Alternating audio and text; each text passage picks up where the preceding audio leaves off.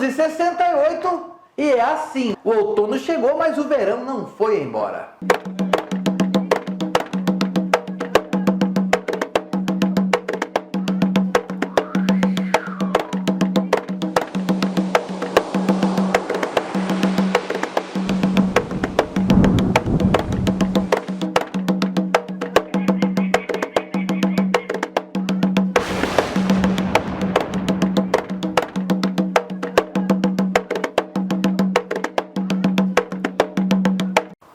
Sombra, são as águas de abril fechando o verão atrasado e deixando muita gente no Brasil debaixo da água, né, Sombra? E trazendo frio, né? São as águas de abril abrindo o outono.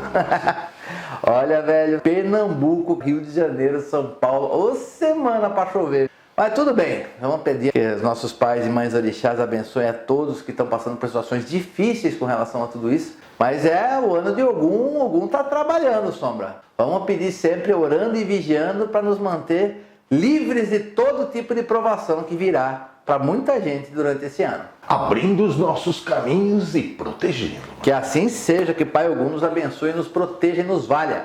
Sombra, Sombra, nós temos sessão beijinho? Temos sim. Então manda. Temos que mandar um salve para Vanessa Calumbi de Melo Macedo, Vanessa. Seu esposo Jorge Bartolomeu, o pai Leonardo e todos os irmãos da Casa de Caridade Pai José de Aruanda e Caboclo Birajara, em Bangu, Rio de Janeiro. O Jorge, esposo da Vanessa, comemora mais um aniversário hoje, dia 11 de abril. E mande um salve também para Marcela Chiavenato Americano de Freitas. Ela é de Ribeirão Preto, São Paulo. Ela está comemorando mais um aniversário amanhã, dia 12 de abril. Pessoal de abril, gente, a todos vocês que acompanham o Mandiboa e que pedem aqui para a gente mandar nosso abraço. Um grande abraço no Mandiboa, axé do Mandiboa, que Oxalá abençoe a todos, ao Jorge e a Marcela. A gente espera que todo mal fique encerrado, fechado e trancado no ano que se encerra e que nesse novo ano, pessoal, nesse novo aniversário, que todas as bênçãos de saúde e proteção, paz, luz e prosperidade e caminhos abertos recaiam sobre suas vidas. Certo, Sombra? Certo, Márcio. Parabéns aos aniversariantes.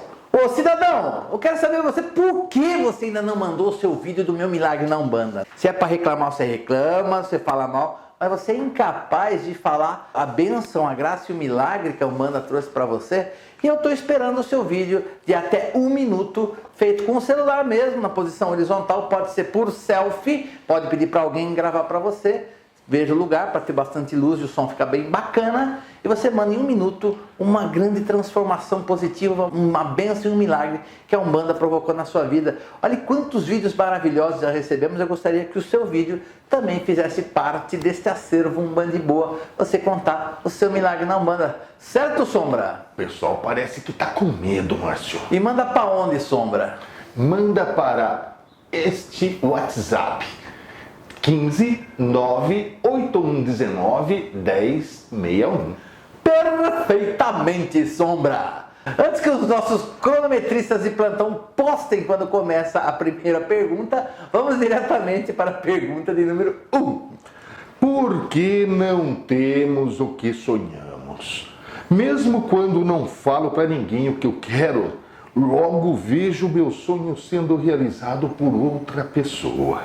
Faço tudo certo, procuro ser exemplo para os meus filhos, mas tudo o que eu sempre quis, vejo se realizar com outras pessoas que não são exemplos e fazem errado na cara das pessoas. Desculpe o desabafo, mas tem hora que a gente cansa de achar que só tem quem merece porque plantou e colheu. Eu adorei a sua pergunta, tenha sido quem foi que fez essa pergunta. É um sentimento que existe em muitos umbandistas e eu vou ter a alegria de trazer essa resposta. É natural que quem faz tudo direito, quem faz tudo com fé, com dedicação, parece que tudo se torna difícil, parece que tudo é pesado, parece que tudo é complicado. E você vê pessoas que aparentemente não merecem, pessoas que não dão exemplo, pessoas, aliás, que muito pelo contrário, são motivos até da gente se afastar. Pessoas que têm índole duvidosa, ou pessoas problemáticas, ou até perigosas, alcançando graças que você não alcançou. E eu passei momentos na minha vida que eu pensei muito isso me amargou muito, me magoou muito. E eu chorava literalmente para os meus guias, falava assim, por quê? Por que para mim não vem? Por que para essa pessoa vem? E a resposta que o pai Benedito Angola me dava, meu amado preto velho, meu guia de frente, ele sempre falava, filho do céu, tenha paciência. Você só está vendo aquilo que ele está mostrando, você não está vendo o que ele está passando.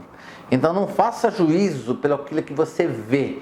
Só faça algum juízo depois que você tem informação suficiente. Dessa mesma forma, eu vi pessoas que eu achava que não mereciam, tendo empresas aumentadas, comprando carro importado, andando de Mercedes, para cima e para baixo, viajando o mundo inteiro.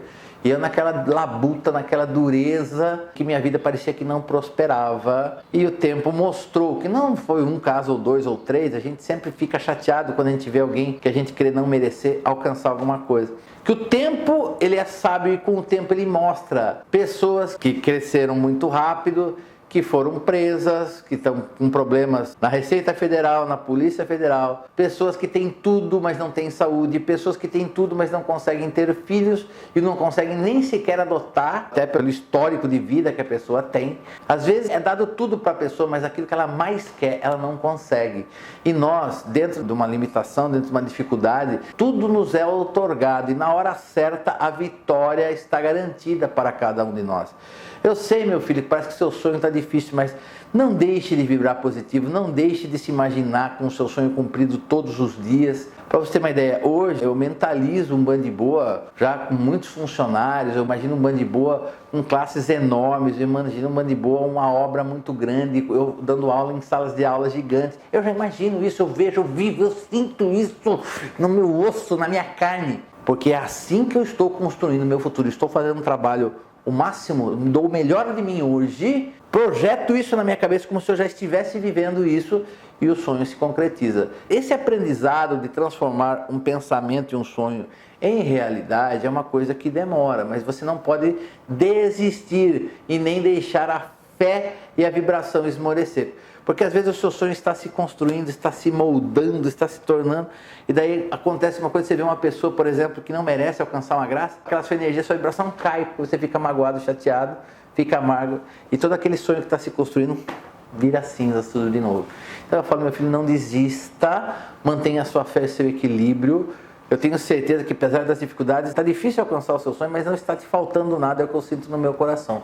Construa o seu futuro dentro da sua mente. Dê o seu melhor em tudo que você vai fazer hoje. Projete, sinta o seu futuro sendo vivido hoje e amanhã ele será realidade. Os orixás vão te abençoar. A espiritualidade e as linhas de Umbanda e seus guias e protetores estarão zelando e ajudando você a construir seu sonho. Não esmoreça. É muito melhor você demorar para construir alguma coisa e construir com alicerce, construir uma coisa muito mais firme, mais sólida, do que construir uma coisa de qualquer jeito, só para os outros ver, que qualquer vento vai derrubar. Eu tenho certeza que o dia que você alcançar seu sonho, ele será em bases muito sólidas. Certo, Sombra?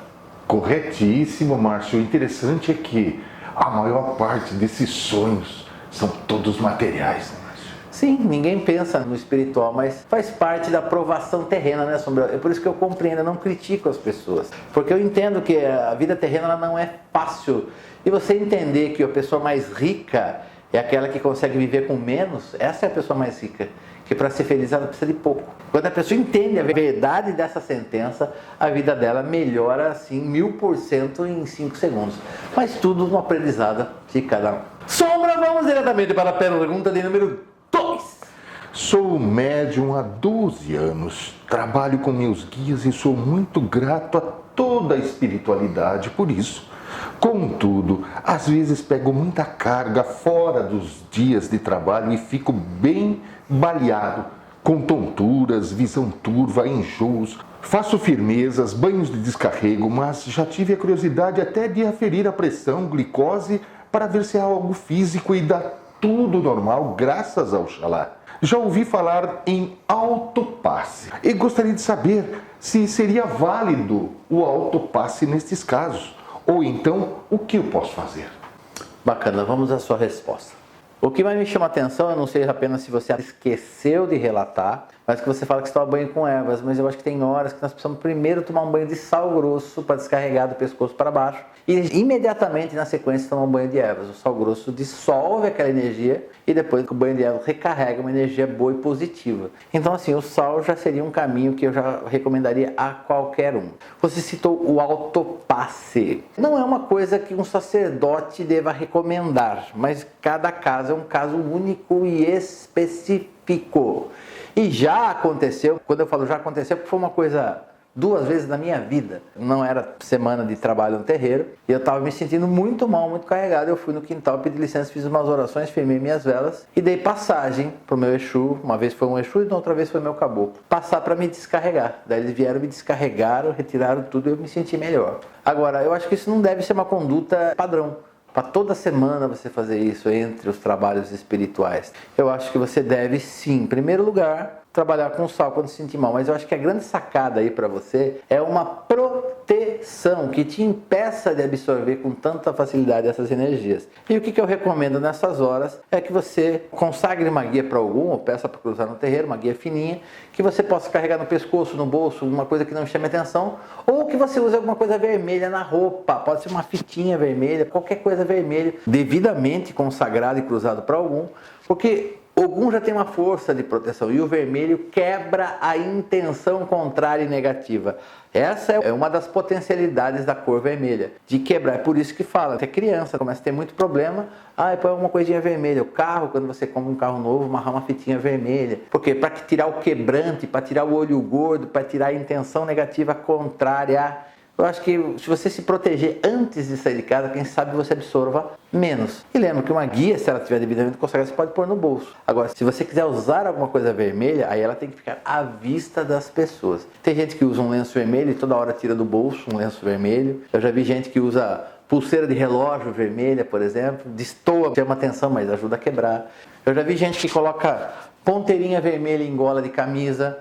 Eu conheço gente que quando trabalha social usa gravata vermelha. Existem algumas formas de você usar o vermelho. Sempre que você pega a cor vermelha na mão, você invoca a força de Ogum, que você vai quebrar isso aí, vai te dar proteção para dar uma filtrada. Em vez de você absorver 100%, você absorve só 10, 20, 30%. Isso vai te trazer um equilíbrio maior. Então, as duas sacadas. O sal antes do banho de ervas, quando você se sentir mal, eu acho que isso vai te fazer melhor.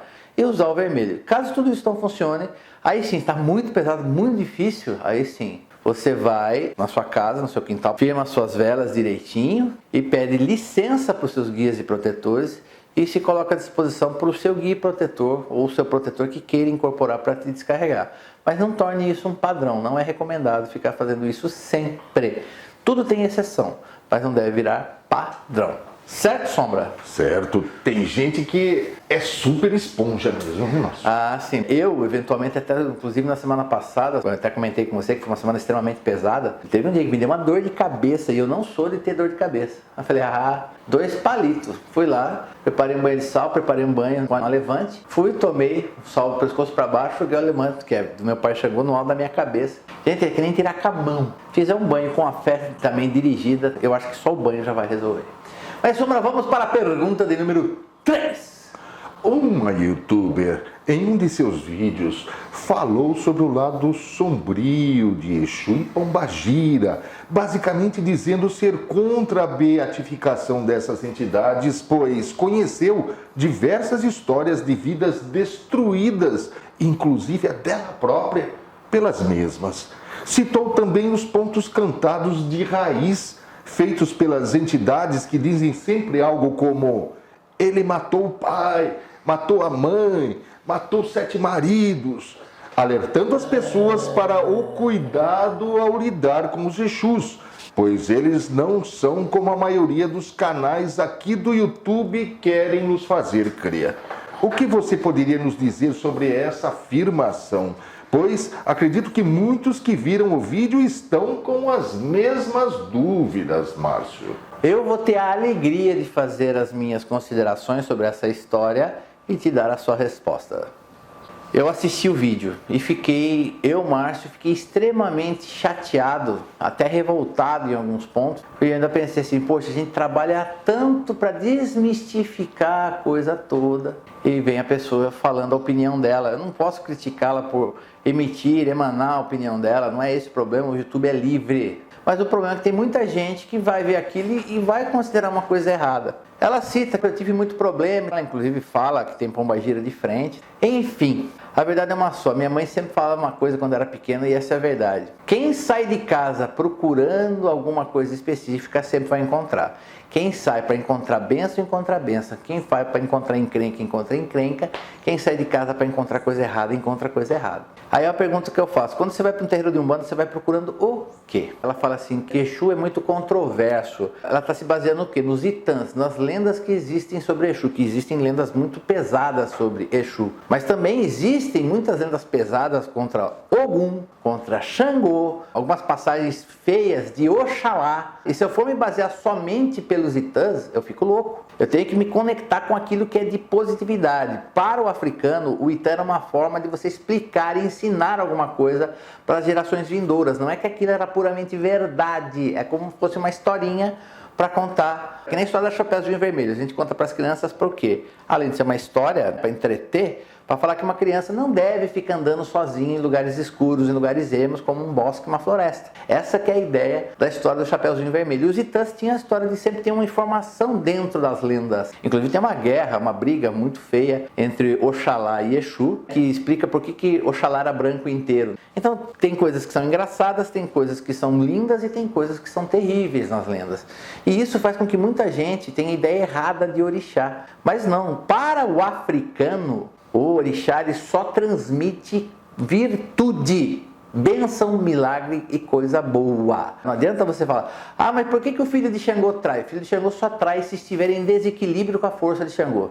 Se estiver em equilíbrio, ele vai estar firme, não vai se deixar ser tentado por problemas assim de traição ou problemas de sexo. Da mesma forma, o filho de Ogum é muito briguento. O filho de Ogum só é briguento se estiver em desequilíbrio. Se não estiver em desequilíbrio, filhos de Ogum são maravilhosos. Então é aí que eu falo, é uma coisa de entender. Agora, o que ela não cita é que para os africanos, só 2 orixás chegavam a Deus Pai Todo-Poderoso, Olorum. Um era Oxalá, ou Batalá originalmente, e o outro era Exu. Qualquer outro orixá que quisesse falar diretamente com Olorum, ele tinha que falar com Exu ou com... Na verdade, não era nem o Batalá, era Orunmilá. Tem uma história que explica essa fusão. Tinha que falar com Exu ou com Orunmilá para mandar uma mensagem para Olorum. E isso não é citado. Então é o seguinte, se você se for basear pelas lendas, você realmente vai ver muita coisa feia. Agora, eu sou uma pessoa que tem mais de 20 anos de Umbanda, e eu posso falar que 50% das coisas virtuosas que eu aprendi sobre a espiritualidade, eu aprendi tanto com Exus e Pombagiras de outros irmãos, como com os meus próprios Exus e Pombagiras. Então eu não posso falar de forma nenhuma contra Exu. Agora, eu não sei qual é a história dela, qual a vivência dela, em que terreiro ela frequentou, o que ela já mexeu. Eu não sei, eu não posso falar da vida da outra pessoa. Eu só fico muito triste, porque eu não estou falando de uma coisa que eu acho, estou falando de uma coisa que eu vivo, que eu já vivi, continuo vivendo e continuo colhendo frutos tanto para a minha vida quanto para tantas outras pessoas. Exu é só uma parte da Umbanda, tá, gente? Exu e Pombagira. Nós temos todos os outros orixás e todas as outras linhas de trabalho. Uma outra coisa que me deixou muito chateado, ela fala que essa Umbanda cristianizada. Olha, desculpa, mas se você estudar um pouco no início da Umbanda com Zélio de Moraes, o caboclo das 7 encruzilhadas, ele se dizia, vindo à Terra, por orientação de Jesus, tudo ele usava muito o nome de Jesus, ele usava o Evangelho para ensinar, ele usava a Bíblia para ensinar. Então a Umbanda já nasceu cristã, já nasceu cristianizada. O grande problema é que mesmo antes do nascimento da Umbanda já existia essa demonização de Exu que tem história. Quem quer saber o curso de Teologia de Umbanda e Boa, eu perco 1 hora só para explicar todo esse processo de entender quem é Exu Orixá, quem são os representantes de Exu e Pombagira, porque não dá, gente, pelo amor de Deus, a gente se mata aqui para tentar mostrar a verdade, para desmistificar, para quebrar todo esse misticismo, essas lendas urbanas que existem sobre Exu e Pombagira, e a pessoa vai falar aquilo. É claro, gente, que eu conheço muito quiumba. Quantos descarregos eu já vi em terreiro que o quiumba fala, eu sou Exu Caveira, eu sou Exu Tranca-Rua, eu sou Exu do Lodo, eu sou Exu Morcego. Por quê? O quiumba ele não é Exu. De forma nenhuma. Ele quer ser e quer jogar o bom nome de Exu e Pombagira na lama. Mas só para citar, para deixar para vocês refletirem, um dos descarregos mais icônicos que eu já vi na minha vida foi um descarrego feito por um médium de uma alta confiança, cuja entidade eu confiava e confio até hoje, faço orações dessa entidade. E ele puxou a entidade, eu fui doutrinar, que era Cambone na época. Fui doutrinar e a entidade muito calma, sabe, conversando comigo muito calmamente. E ele falou assim, eu sou Pai Guiné, e eu fui enganado. Hoje, refletindo sobre essa situação, ele se dizia um preto velho obsedando. Então tem que ter cuidado também com o preto velho, com o caboclo, não sei o que vem. Mas o que é isso? Aquela entidade não era um preto velho nunca, mas é uma entidade que achava que podia se autodenominar preto velho. Não é porque Exu e Pombagira trabalham nas partes mais sombrias da espiritualidade, é que eles sejam do mal ou que pratiquem o mal. É a mesma coisa que eu falar que um agente penitenciário que trabalha com todo esse tipo de criminoso de alta periculosidade numa cadeia, que eu não queira ser amigo dele porque ele trabalha na cadeia, ele está sempre perto de tudo que não presta. Uma coisa não tem nada a ver com a outra, gente. A gente tem que separar o joio de trigo. E lembrando que o próprio Pai Zélio, apesar de ele não defender a incorporação de Exu por muito tempo, ele falava que o trabalho de Exu é muito importante porque são trabalhadores que acabaram de assumir, trabalhadores que vieram egressos da negatividade, ou seja, trabalhadores que deixaram a negatividade para assumir o compromisso com a lei, com a luz, com o amor, com a justiça e com a caridade. Ele só não defendia a incorporação porque ele falava que tanto a incorporação de Exu quanto a de Herê, de criança, era muito fácil de você mistificar, de você fingir essas incorporações. Tanto que na década de 30, na Tenda São Jorge, começa com o conhecimento de Zélio e do Caboclo das Sete Encruzilhadas, começam as manifestações de Exu como linha de trabalho na Umbanda. Então, assim, eu acho que antes de a gente querer falar, a gente tem que viver, a gente tem que estudar, a gente tem que entender e principalmente aprender com os mais velhos, mas mais velhos que têm aquilo a agregar. Porque existem pessoas mais velhas que não agregam nada e tem pessoas mais velhas que agregam muito. O meu afinado Pai de Santo era uma pessoa que sabia ensinar. Mas para fechar essa história ele falava assim, se um dia eu tiver que escolher entre ficar com a direita e com a esquerda, eu acabo com o trabalho da direita e fico só com o trabalho da esquerda. Ele trabalha com o Exu veludo e eu vi esse Exu já fazer cada cura, resolver cada problema, que era de arrepiar. E esse Exu era um Exu de uma luz, um carinho. O Pai de Santo não sabia ensinar, mas o Exu veludo sabia conversar, sabia ensinar, sabia explicar. E eu vi esse Exu transformar para muito melhor a vida de muita gente.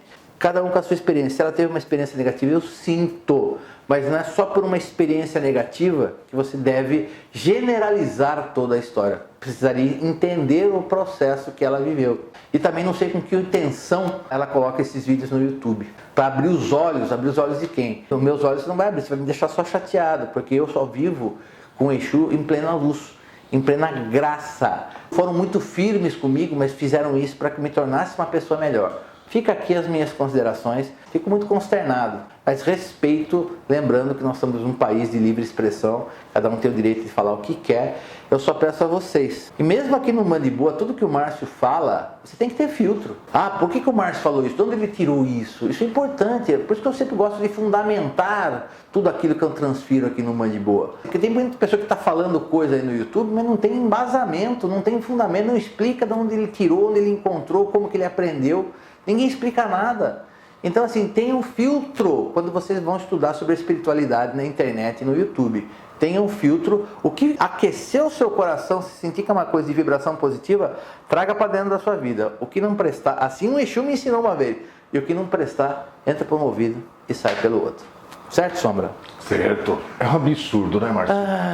Poxa vida, não? Quase 6 anos de um Bando de Boa, né, Nilton? E a gente tem que ouvir essas coisas. É muita responsabilidade atrás da informação, Márcio. Eu só vou falar para vocês, se você acha que eu não sei a responsabilidade que eu tenho quando eu deixo as minhas palavras aqui no YouTube, vocês estão muito enganados. Porque eu peço a ajuda da espiritualidade superior, dos meus protetores, das linhas de forças de Umbanda, dos pais e mães orixás, antes de gravar um vídeo, para que minha boca seja, sim, também um instrumento da espiritualidade. Eu fico triste quando essas pessoas fazem isso, cada um com a sua história, com a sua vivência, mas eu vou falar para você, a minha vivência de mais de 20 anos de Umbanda, Exu foi muita luz na minha vida. Inaína Mojubá. Inaína significa o quê? O fogo que resplandece a luz. Inaína Mojubá, meus respeitos, me curvo a ti, fogo que resplandece a luz. E esse aqui era o PTD de quinta, Sombra. Ficando assim nesse clima de seriedade, às vezes temos que falar com seriedade, a gente gosta de brincar, mas tem hora para tudo. Mas assim a pergunta que todo mundo fica esperando, né? Ô que você vai fazer no sábado, 9 horas da manhã? Ai, Márcio do céu, eu preciso estudar, porque eu preciso fazer uma prova no meu curso, na minha faculdade, que se eu não fizer, não vou passar de etapa. Antes de passar de etapa, você entendeu o que é etapa, cidadão. Então, 9 horas da manhã, primeiro aqui no Band Boa, novo vídeo.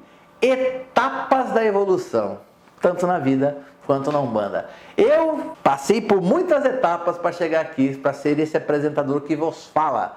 E tenho muita história de etapas para contar para você. É sábado, 9 horas da manhã, etapas da evolução, e eu vou estar aqui. Eu não quero esperar muitas etapas para contar com a sua presença. Até lá!